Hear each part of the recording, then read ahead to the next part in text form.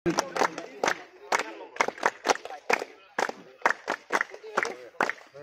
আমাৰ মাজত ইতিমধ্যে বিশিষ্ট অতিথি পবিত্ৰ জ্যোতি দত্তদেৱ, অনুপ দেৱ, সুভাষ শৰ্মাদেৱ আৰু ইতিমধ্যে সদা হিৰেণ গগৈদেৱে যিটো কৈছে ৰেজিষ্ট্ৰেশ্যনৰ কথাটো কৈছে।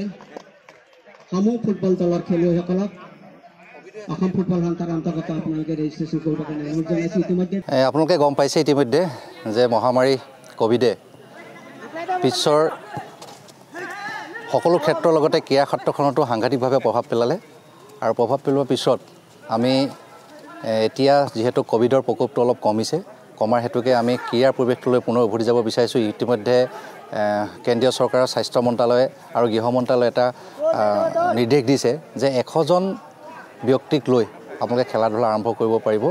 আৰু ইতিমধ্যে অল ইণ্ডিয়া ফুটবল ফেডাৰেশ্যনে, সৰ্বভাৰতীয় ফুটবল ফেডাৰেশ্যনে আই লিগ আৰু ISL খেল আৰম্ভ কৰিব নৱেম্বৰৰ পৰা। ইতিমধ্যে আই লিগ আৰম্ভ হৈ আছে, যিহেতু বন্ধ ষ্টেডিয়ামৰ ভিতৰত খেলা আৰম্ভ কৰিছে, দৰ্শক শূন্য গেলেৰীত তেখেতলোকে খেলা আৰম্ভ কৰিছে। কিন্তু আমাৰ ইয়াত তেনেদৰে সম্ভৱ নহয়। তথাপিতো আমি অসম ফুটবল সন্থাই জিলা ক্ৰীড়া সন্থামক নিৰ্দেশ দিছোঁ যে আপোনালোকে যদি এই স্বাস্থ্য মন্ত্ৰালয়ৰ যিখিনি নীতি নিৰ্দেশনা আছে সেইখিনি যদি আপোনালোকে মানি লৈ লীগসমূহ ষ্টাৰ্ট কৰিব পাৰে, যদি আৰম্ভ কৰিব পাৰে তেনেহ'লে কৰক। আৰু ইতিমধ্যে অসমৰ বিভিন্ন প্ৰান্তত খেলা ধূলাসমূহ চলি আছে, যিখিনি অসম ফুটবল সন্থাৰ অনুমতি অবিহনে খেলা চলি আছে। কিন্তু আমিতো কাকো ধৰি ৰাখিব নোৱাৰোঁ, যিহেতু ক্ৰীড়া পৰিৱেশটো আকৌ পুনৰাই ঘূৰাই আনিব লাগিব, ভাল দিন আকৌ আহিব।